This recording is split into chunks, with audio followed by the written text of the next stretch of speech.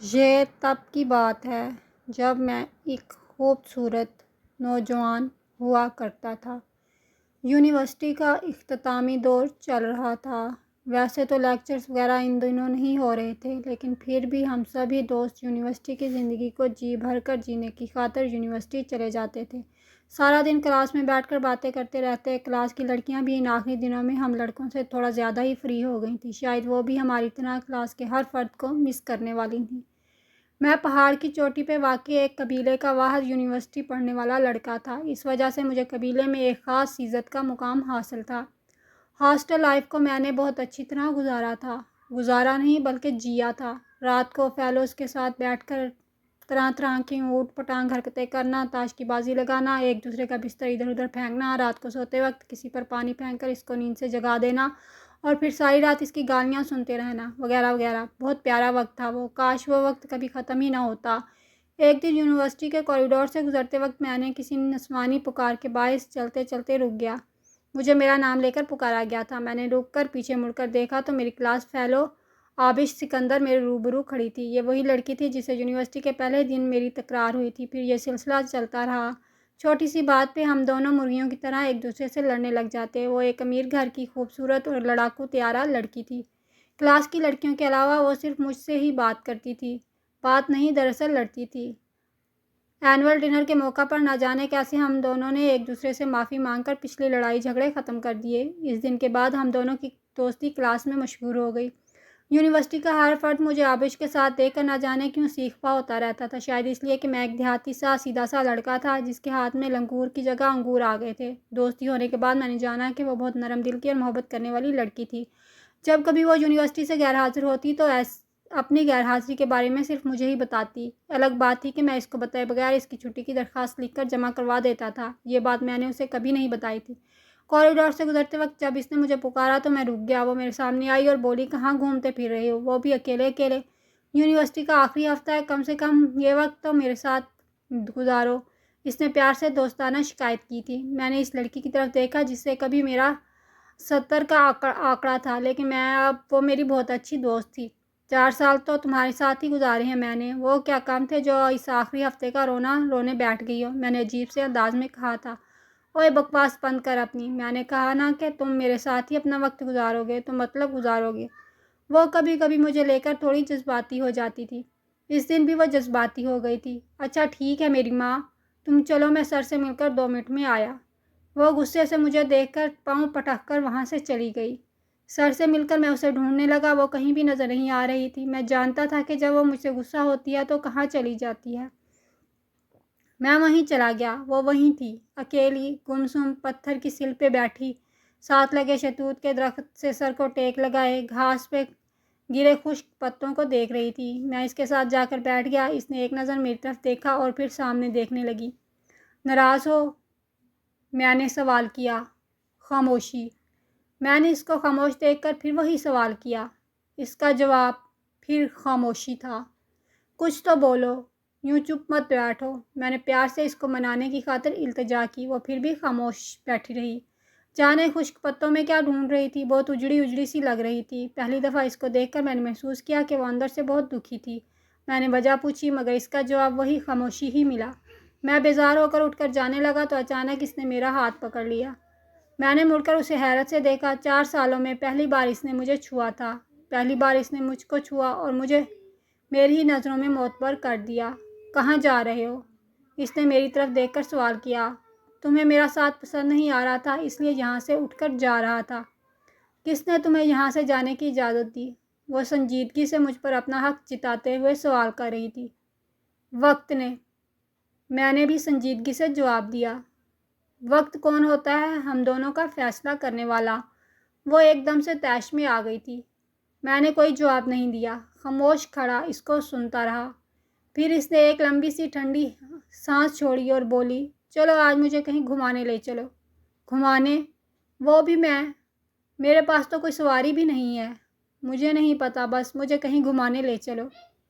یہ وقت شاید پھر کبھی نہ آئے، اس لیے میں تمہارے ساتھ ایک بار کہیں گھومنے جانا چاہتی ہوں۔ اس نے مجھے دیکھ کر اپنا حتمی فیصلہ سنا دیا تھا۔ اس کو انکار کرنا مطلب اس کی ناراضگی مول لینا تھا۔ وہ ناراض ہو کر بہت ظالم لڑکی بن جاتی تھی اور میں ان آخری لمحوں میں اس کو ناراض نہیں کرنا چاہتا تھا۔ چلو اٹھو، گھومنے چلیں، میں نے اس کو دیکھ کر کہا۔ کہاں جائیں گے ہم؟ جہاں بھی رب لے چلے۔ وہ ہلکا سا مسکرائی اور اٹھ کھڑی ہوئی۔ ہم دونوں یونیورسٹی سے نکل کر باہر روڈ پر آ گئے۔ اس دور میں مجھ جیسے غریبوں کے لیے صرف تانگے کی سواری ہوا کرتی تھی۔ یہ الگ بات تھی کہ آبش ایک بڑی سی گاڑی میں ایسے ڈرائیور کے ساتھ یونیورسٹی آتی تھی۔ تانگے کی سواری اس کی شان کے خلاف تھی اور اب میری اوقات کے مطابق تھی۔ میں نے اسے پہلے ہی کہہ دیا تھا کہ میں تمہیں کار میں بٹھانا افورڈ نہیں کر سکتا، اس لیے اس تانگے پر ہی تم کو صبر کے ساتھ اور خوشی خوشی بیٹھنا ہوگا۔ وہ مسکرا دی۔ میں جانتا تھا کہ وہ میرے ساتھ پیدل بھی سفر کرنے کے لیے راضی تھی۔ تانگے پر بیٹھ کر ہم جاڑے کے موسم میں ہلکی دھوپ میں بارہ شہر کے بازار میں آ گئے۔ میں اسے چاچا گامے کی ٹھیلی پر لے گیا۔ چاچا گاما کھوئے والی کلفیاں فروخت کرتا تھا۔ میں نے وہاں سے 2 کھوئے والی کلفیاں خریدیں اور ایک آبش کو دے دی اور ایک خود کھانے لگا۔ 4 آنے سے 2 کلفیاں خریدنا اس وقت بہت عیاشی تصور کیا جاتا تھا۔ اس نے پہلے کبھی ایسی چیز نہیں کھائی تھی۔ کلفی کھاتے وقت کلفی سے بہتا کھویا اس کے ہونٹوں سے نیچے ٹپک رہا تھا۔ کھوئے کے کچھ قطرے اس کی ناک پر بھی لگے ہوئے تھے۔ اسے دیکھ کر میں مسکرانے لگا۔ وہ سمجھ گئی کہ میں کس وجہ سے ہنس رہا تھا۔ اگلے ہی پل اس نے اپنی کلفی میری ناک اور منہ پر مل دی اور میرے ہاتھوں سے میری کلفی چھین کر کھانے لگی۔ اس کے چہرے پر اس وقت جو مسکان تھی وہ قابل دید تھی۔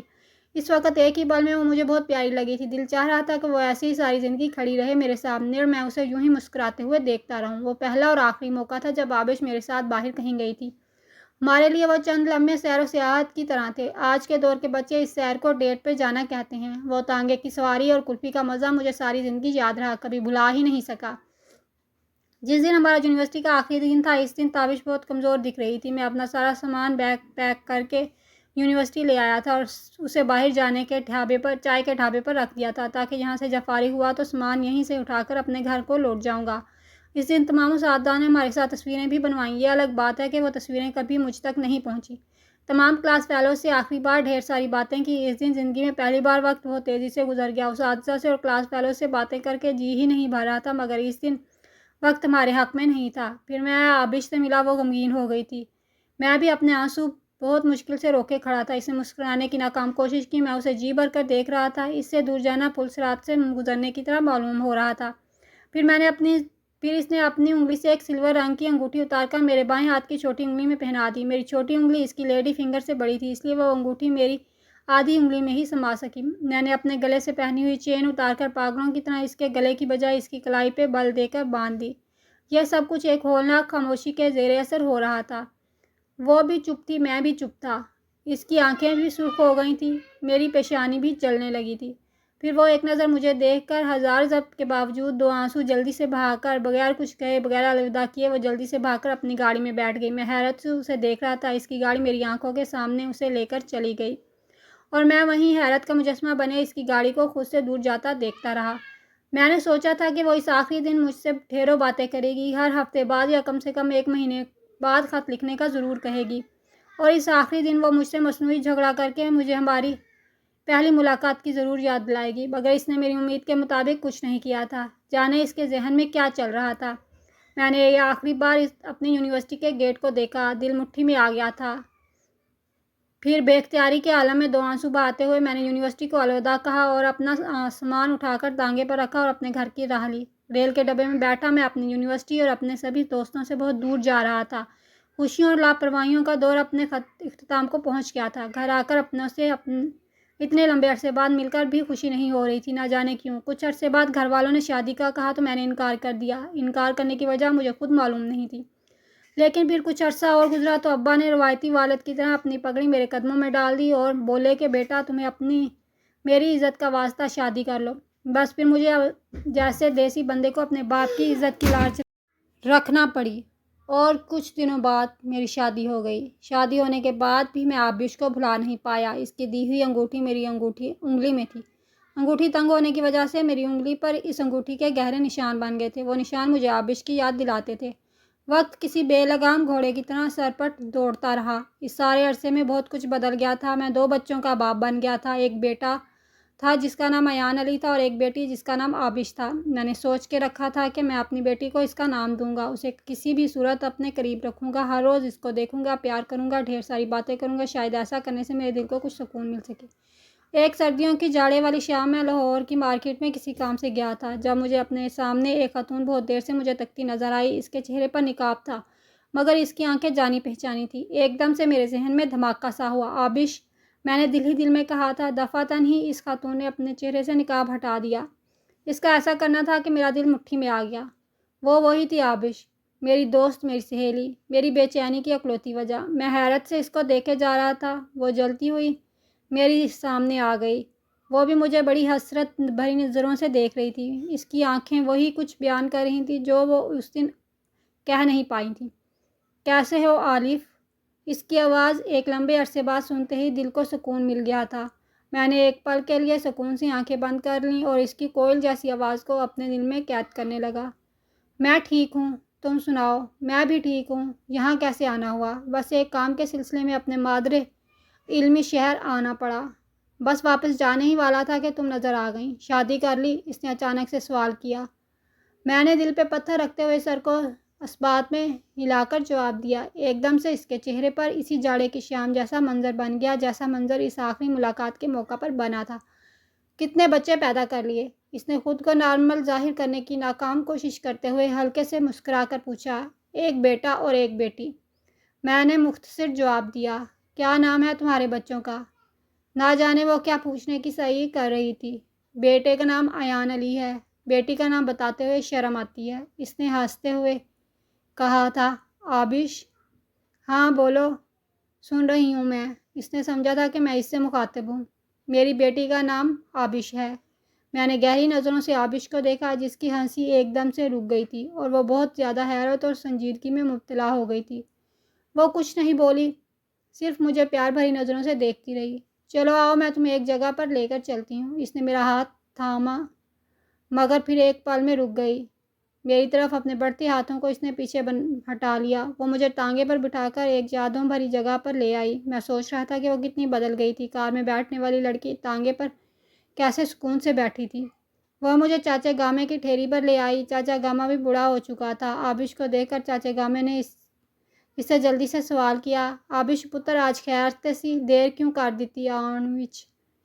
چاچے گامے کے سوال سے مجھے اندازہ ہوا کہ آبش وہاں روز ہی آتی تھی، تبھی تو چاچا گاما اسے اس بارے میں پوچھ رہا تھا۔ بس چاچا بازار گئی سی، اوتھے دیر ہو گئی۔ میں حیرت سے آنکھیں پھاڑ پھاڑ کر اس لڑکی کو دیکھ رہا تھا جس کو پنجابی کا ایک لفظ نہیں آتا تھا اور اسے پنجابی سے چڑ تھی، مگر آج وہ بہت اچھی پنجابی بول رہی تھی۔ پھر آبش نے اپنے پرس سے 4 آنے نکال کر چاچے کو دیے۔ چاچے نے اسے 2 کھوئے والی کلفیاں دیں اور بولے، پتر کدی تے 2 نہ کلفیاں کھا لیا کر، بس ایک ہی کھاندی ہیں، دوجی نوں بس تکدی رہندی ہیں۔ چاچے کی بات نے میرے دل پہ ضرب سی لگائی تھی۔ وہ کیا تھی اور کیا بن گئی تھی؟ چاچے کو آبش بہت پسند تھی، اس لیے وہ اس دور میں جب 10 روپے میں بھی ایک کلفی نہیں ملتی تھی وہ 4 آنے میں 2 کلفیاں اسے دیتے تھے۔ جانے آبش نے چاچے سے اس 4 آنے کے بارے میں کیا بتا رکھا تھا۔ آبش نے ایک کلفی خود لے لی اور دوسری کلفی میری طرف بڑھا دی۔ میں نے آبش کو دیکھا جو بڑے چاؤ سے کلفی کھاتے ہوئے مجھے دیکھ رہی تھی۔ اس نے ساری کلفی بغیر ناک اور منہ گندا کیے کھائی تھی، جبکہ اسے دیکھتے دیکھتے میرے ہاتھوں میں پکڑی کلفی پگھل کر میرے ہاتھوں کو گندا کر گئی تھی۔ میں نے دیکھا کہ اس کی کلائی میں میری دی ہوئی چین ویسے کی ویسے بندھی ہوئی تھی۔ تمہارے بچوں کا کیا نام ہے؟ میں نے یوں ہی پوچھ لیا تھا۔ اس نے میری طرف ذرا ٹھہر کر دیکھا، پھر میرے چہرے پر نظریں ٹکا کر بولی، بچوں کے نام تب رکھے جاتے ہیں جب بچے ہوں، اور بچے تب ہوتے ہیں جب شادی ہو۔ ہاں، اگر میں شادی کرتی اور میرے بچے ہوتے تو میں اپنے بیٹے کا نام الف رکھتی۔ اس نے خود پر جانے کیسے ضبط کر رکھا تھا جبکہ میرا ضبط جواب دیتا جا رہا تھا۔ پھر میں اس سے کوئی اور سوال نہ کر سکا کیونکہ اس کا ہر جواب مجھے زندہ درگو کر دیتا۔ میں نے اپنی انگلی سے اس کی دی ہوئی انگوٹھی اتار کر اسی انگلی میں پہنا دی اور بغیر کچھ کہے وہاں سے اپنے دیس لوٹ آیا۔ نہ ہی میں نے کچھ کہا تھا اور نہ ہی اس نے مجھے روکا تھا۔ ریل کے ڈبے میں بیٹھے ہوئے سارے راستے میری آنکھوں سے آنسو بہتے رہے۔ سالوں گزر گئے۔ میری انگلی پہ اس کی انگوٹھی سے بننے والے نشان آج بھی موجود ہیں۔ اس نشان والی جگہ کو دائرے کی شکل میں سوئی سے کھرچتا رہتا ہوں جس سے وہ زخم بن جاتا ہے اور وہ زخم مجھے آبش کی یاد دلاتا ہے۔ آج اس بات کو آدھی صدی گزر گئی ہے، میری انگلی پر وہ نشان آج بھی باقی ہے۔ اس دن کے بعد میں اس سے کبھی نہیں ملا، نہ ہی اس شہر پھر کبھی لوٹ کر گیا، مگر وہ کھوئے والی کلفی کا سواد آج بھی میری زبان پہ محسوس ہوتا ہے۔ اس کی ہنسی آج بھی اپنے قریب محسوس ہوتی ہے۔